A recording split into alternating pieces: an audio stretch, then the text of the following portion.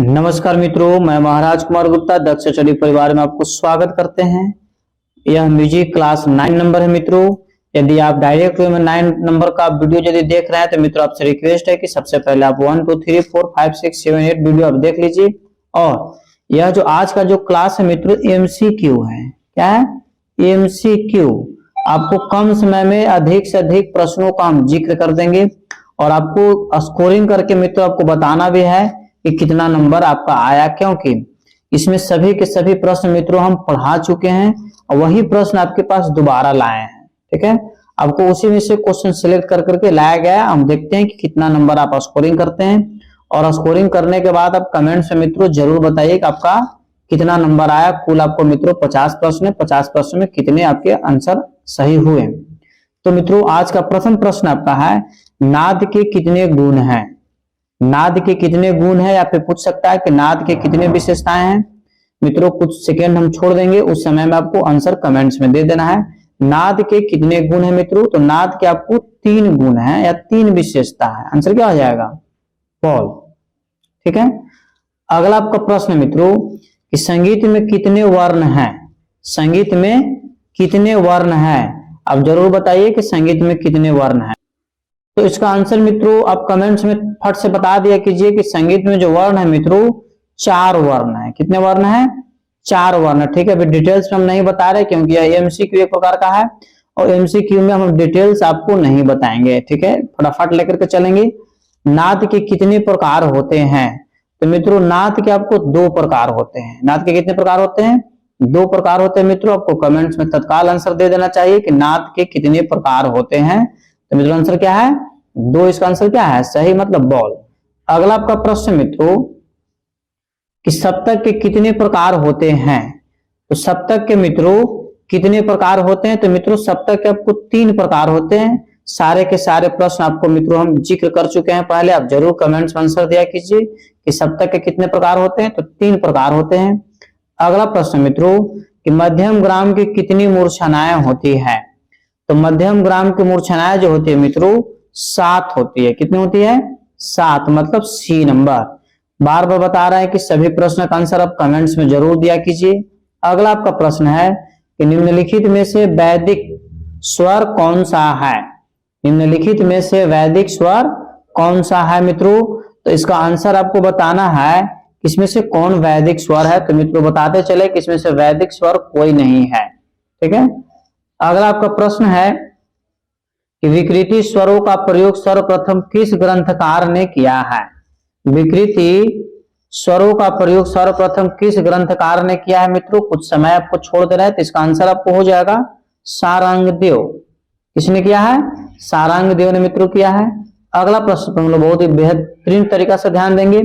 उत्तर भारतीय संगीत में कितने थाट स्वीकृत किए गए हैं? तो मित्रों इसका आंसर आपको 100% बताना चाहिए कि उत्तर भारतीय संगीत में थाटों की संख्या मित्रों कितना है? 10 है। आपको बताते चले कि दक्षिणी संगीत पद्धति में थाटों की संख्या मित्रों कितना है? 19 है। ठीक है, अगला प्रश्न पर हम लोग ध्यान देंगे। आल्पित गान किस श्रेणी में आता है? आल्पित गान किस श्रेणी में आता है? तो मित्रों इसका आप आंसर जरूर बताइए कि क्या होगा। तो मित्रों इसका आंसर आपको हो जाएगा सी नंबर, मतलब अनुबंध गान में। ठीक है, अगला आपका प्रश्न है दोस्तों, रागांग पद्धति किसने स्थापित की है?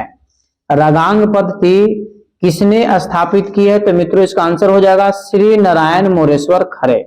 बहुत ही बेहतरीन परीक्षा आपको जैसे क्वेश्चन ही है और सभी के सभी प्रश्न अति महत्वपूर्ण भी है मित्रों। मध्यम ग्राम में किन स्वर संवाद है? मध्यम ग्राम में किन स्वर संवाद है? तो मित्रों इसका आंसर आपको हो जाएगा रे और प, मतलब बी नंबर आंसर। मित्रों इसका आंसर क्या है? सही है। अब सभी प्रश्न का आंसर मित्रों बहुत ही बारीकी से कमेंट्स में जरूर दिया कीजिए। इससे आपको पता चल जाएगा कि आपका तैयारी किस तरीका से चल रहा है। राग रागनी वर्गीकरण के कितने भेद हैं? राग रागनी वर्गीकरण के कितने भेद हैं? तो इसका आंसर मित्रों हो जाएगा 4। इसका आंसर क्या है? सही है, मतलब सी नंबर। ठीक है मित्रों, और सभी प्रश्नों का आंसर आप कमेंट्स में दिया कीजिए। उत्तरायता क्या है? उत्तरायता क्या है मित्रों? तो इसका आंसर हो जाएगा मूर्छना है, मिसप्रिंट लिखा गया मित्रों, मूर्छना हो जाएगा, मूर्छना, ठीक है, मूर्छना, ठीक है। इस प्रकार इसका आंसर क्या हो जाएगा, बॉल इसका आंसर सही है। उत्तरायता क्या है मित्रों, तो मूर्छना है। अगला आपका प्रश्न है कि अर्धमगधी किस शैली का प्रकार है, अर्धमगधी किस शैली का प्रकार है मित्रों, तो कमेंट्स में फर्स्ट आंसर दिया कीजिए। तो इसका आंसर हो जाएगा गीति का प्रकार है। किसका प्रकार है, गीति का प्रकार है। अगला प्रश्न तो मित्रों हम लोग बहुत ही बेहतरीन तरीका से चलेंगे। थाट राग वर्गीकरण किसकी देन है, थाट राग वर्गीकरण किसकी देन है, तो मित्रों हो जाएगा पंडित भारत खंडे साहब का। थाट राग किसकी देन है, तो पंडित भारत खंडे साहब का। अगला आपका प्रश्न है कि मोहन वीणा किस वाद्य का विकसित रूप है, जो मोहन वीणा है किस वाद्य का विकसित रूप है मित्रों, तो इसका आंसर हो जाएगा गिटार का। किसका हो जाएगा, गिटार, मतलब सी आंसर इसका क्या है, सही है। अगला प्रश्न की ओर चलेंगे हम लोग।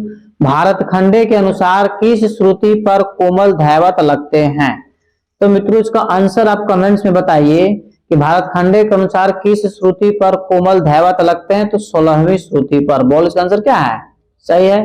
कुल श्रुति की संख्या बच्चों कितने हैं, तो 22 हैं। अगला प्रश्न पर ध्यान देंगे। प्राचीन काल के सदत स्वर किस श्रुति पर स्थापित हैं, प्राचीन काल के सदत स्वर किस श्रुति पर स्थापित हैं, तो मित्रों इसका आंसर आपको हो जाएगा चौथी श्रुति पर। क्या श्रुति पर, चौथी श्रुति पर।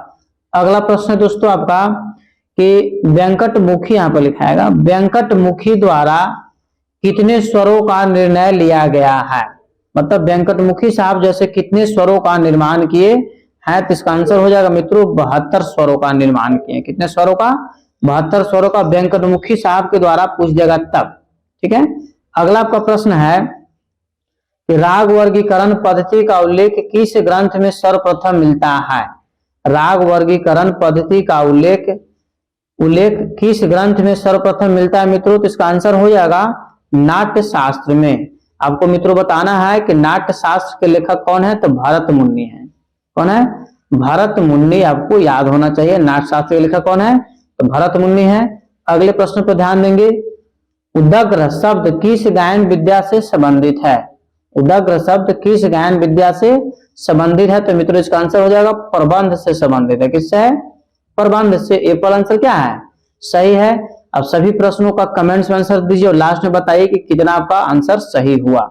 प्रबंध के अंगों की संख्या बताएं, मतलब प्रबंध में कितने अंग होते हैं, तो मित्रों इसका आंसर हो जाएगा 6 अंग होते हैं। प्रबंध के कितने अंग हैं मित्रों, 6 अंग हैं। इस प्रकार से आंसर क्या हो गया, डी इसका आंसर सत्य है। अगले प्रश्न पर ध्यान देंगे। प्रबंध किस वर्ण में आता है, प्रबंध किस वर्ण में आता है, तो मित्रों इसका आंसर हो जाएगा प्रबंध निबंध वर्ण में आता है। ये पहला आंसर क्या है, सही है। अगले प्रश्न को ध्यान देंगे। आधुनिक शुद्ध ठाठ किसे माना जाता है, आधुनिक शुद्ध ठाठ किसे माना जाता है, तो मित्रों इसका आंसर हो जाएगा बिलावल को माना जाता है। किसको माना जाता है, बिलावल को। आधुनिक शुद्ध ठाठ किसको माना जाता है, शुद्ध मतलब प्योर, तो बिलावल ठाठ को माना जाता है। मित्रों आपको एक चीज बताते चले कि ठाठों के बारे में संपूर्ण जानकारी मित्रों हम एक वीडियो बना दिए हैं। इस वीडियो को डिस्क्रिप्शन में हम जैसे लिंक दे देंगे, जरूर वहां से जाकर के आप देख लीजिएगा ताकि आपको 100% याद हो जाए। रेला नहीं, रोला नहीं, मिसप्रिंट है, रेला होगा। रेला, रेला शब्द किस गायन विद्या से संबंधित है, तो मित्रों इसका आंसर हो जाएगा आपको प्रबंध से। रेला शब्द किस गायन विद्या से संबंधित है, तो प्रबंध से मित्रों संबंधित है, मतलब एप्पल इसका आंसर क्या है, सही है। ठीक है। अगले प्रश्न पर मित्रों ध्यान देंगे।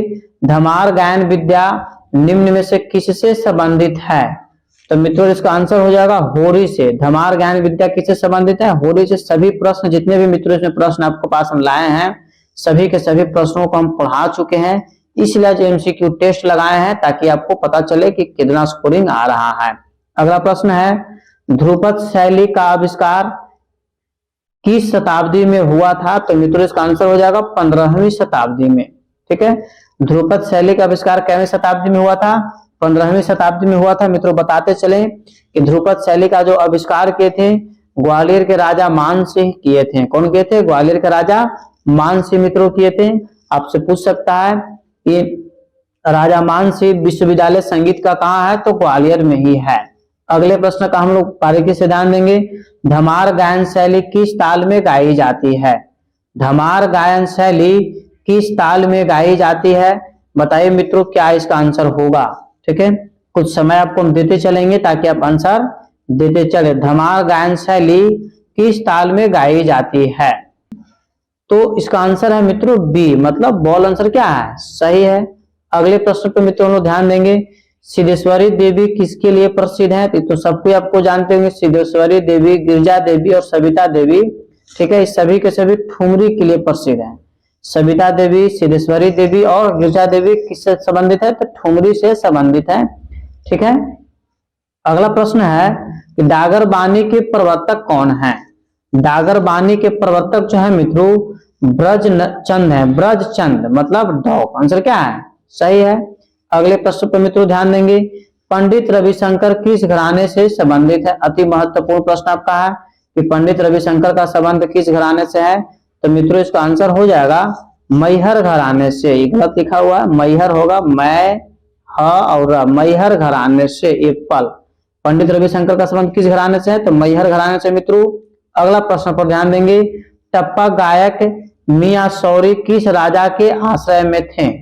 टप्पा गायक मियां शौरी किस राजा के आश्रय में थे? तो मित्रों इसका आंसर आपको बताइए कमेंट्स में क्या होगा। इसका आंसर हो जाएगा दोस्तों गुलाम रसूल। जैसे मियां शौरी किसके दरबार में रहते थे? तो गुलाम रसूल के दरबार में रहते थे। अगला प्रश्न आपका है सामवेद के कितने स्वरों में से एक है? सामवेद के तीन स्वरों में से एक है। तो मित्रों इसका आंसर हो जाएगा उस्ताद। क्या हो जाएगा? उस्ताद। ठीक है, अगला प्रश्न मित्रों आपका सर्वप्रथम रचित वेद का नाम है। और सर्वप्रथम किस वेद की रचना की गई थी मित्रों? तो ऋग वेद का। वेद की संख्या कितने हैं? 4 है। चारों वेद आपको दिया हुआ है, सामवेद, ऋग्वेद, अथर्ववेद और यजुर्वेद। ठीक है, अगला प्रश्न आपका दोस्तों साम गायन में कितने गायक होते हैं? साम गायन में कितने गायक होते हैं? तो मित्रों इसका आंसर हो जाएगा 3 होते हैं, मतलब बॉल। आपको बताना है कि कितने आंसर आपका सही हो रहा है। वैदिक काल में कला के लिए किस शब्द का प्रयोग होता था? वैदिक काल में कला के लिए किस शब्द का प्रयोग होता था? तो मित्रों इसका आंसर हो जाएगा शिल्प कला। क्या हो जाएगा? शिल्प कला। अगला आपका प्रश्न मित्रों गीत और आलाप के छोटे खंडों को क्या कहते हैं? गीत और आलाप के छोटे खंडों को क्या कहते हैं? तो मित्रों इसको बोला जाता है रूपकालिप्त, मतलब एप्पल। क्या बोलते हैं? रूपकालिप्त बोलते हैं मित्रों। अगला प्रश्न आपका है शाम उस समय का डॉट था, मतलब शाम उस समय का है। तो मित्रों इसका आंसर हो जाएगा वैदिक संगीत का। शाम जैसे वैदिक संगीत का एक अंश माना गया है। अगला प्रश्न मित्रों आपका यज्ञों में प्रमुख गायक को कहते हैं। तो यज्ञों में प्रमुख गायक को मित्रों आपको जो कहते हैं, ध्यान दीजिए, आपको कुछ समय देंगे और समय के अनुसार आपको जैसे आंसर देते जाना है। उदागता बोलते हैं। क्या बोलते हैं? उदागता, एप्पल। ठीक है, अगला प्रश्न मित्रों आपका कि दक्षिण संगीत पद्धति को क्या कहा जाता है? तो मित्रों इसका आंसर आपको, यदि आप म्यूजिक का तैयारी कर रहे हो, यदि इसका आंसर आपको नहीं याद है तो बहुत ही दुख की बात है।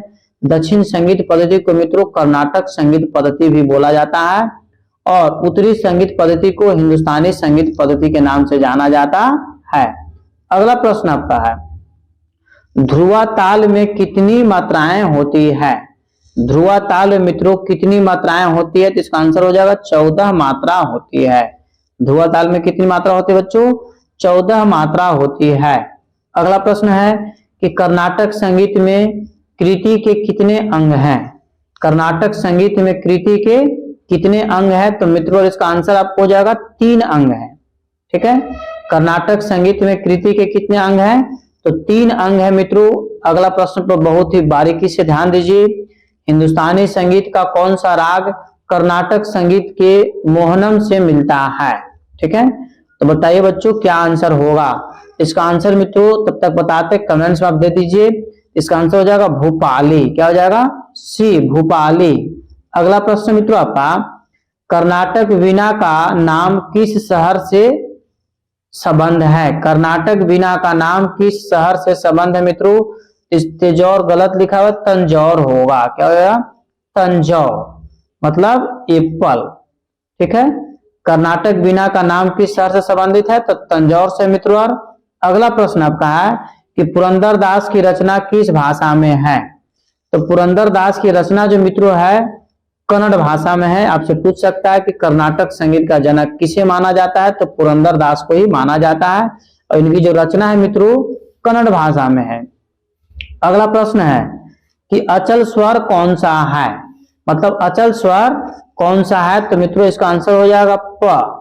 प को क्या बोला जाता है? अचल स्वर के अंतर्गत मित्रों रखा गया है। ठीक है, इस प्रकार मित्रों अगले प्रश्न पर हम लोग चलेंगे। इनमें से कौन सा आश्रय राग है? इनमें से कौन सा आश्रय राग है? तो मित्रों इसका आंसर हो जाएगा भैरव। भैरव जैसे मित्रों आश्रय राग है। ठीक है, इस प्रकार अगले प्रश्न पर हम लोग चलेंगे। राग श्री का गायन समय क्या है? राग श्री का गायन समय क्या है? तो मित्रों बताते चले कि राग श्री का गायन समय आपको सूर्यास्त के समय है। मित्रों बताते आपको चले कि संगीत में जैसे प्रहर कितने हैं? तो 8 हैं। संगीत में प्रहर कितने हैं? तो 8 है। तो राग श्री का गायन का समय मित्रों क्या है? तो सूर्यास्त के समय। अगला आपका प्रश्न मित्रों कि किसी राग का सबसे प्रधान स्वर कौन सा होता है? किसी राग का सबसे प्रधान स्वर कौन सा होता है मित्रों? तो इसका आंसर हो जाएगा वादी स्वर एप्पल। ठीक है, किसी राग का सबसे प्रधान स्वर कौन होता है? तो वादी स्वर होता है। ठीक है मित्रों, इस प्रकार आज एमसीक्यू का लास्ट प्रश्न है। आपको 2-3 दिन लगातार मित्रों एमसीक्यू क्लास चालू करेंगे। आप लगातार एमसीक्यू क्लास को जरूर ज्वाइन कीजिए। संगीत में कितने वर्ण हैं? संगीत में कितने वर्ण है मित्रों? तो संगीत में आपको 4 वर्ण है। कितने वर्ण है? 4 वर्ण है। इस प्रकार मित्रों आज का एमसीक्यू टेस्ट आपका यहीं पर समाप्त किया गया। ठीक है, यदि आप चैनल पर मित्रों पहली बार यदि विजिट कर रहे हैं तो चैनल को जरूर सब्सक्राइब कर लीजिए। दोस्तों एक चीज और मित्रों, लाइक भी फट से कर दिया कीजिए। एक चीज और आपसे रिक्वेस्ट है मित्रों कि इसी चैनल के एक सेकेंड पार्ट मित्रों स्टार्ट किए गए हैं दक्ष स्टडी जोन। दक्ष स्टडी जोन मित्रों उस चैनल पर आपको प्रतिदिन करंट अफेयर्स और हिंदी ग्रामर और जीके का बहुत ही बेहतरीन ट्रिक्स आपके पास अपलोड किए जाएंगे। इस चैनल पर आपको पूर्ण रूप से काम करेंगी हमारे प्रिय शिष्य मिस शिवानी गुप्ता। उनको आप सपोर्ट जरूर कीजिए ताकि बहुत कम समय में सफलता प्राप्त कर लें। आप लोग बहुत ज्यादा उस चैनल को सपोर्ट भी किए हैं और सपोर्ट करने की जरूरत है। उनका कोशिश रहेगा कि कम समय में अधिक से अधिक आपको शिक्षा दे दें ताकि आपका जीवन एक सफल बन जाए। एक बार प्रेम से बोलिए भारत माता की जय।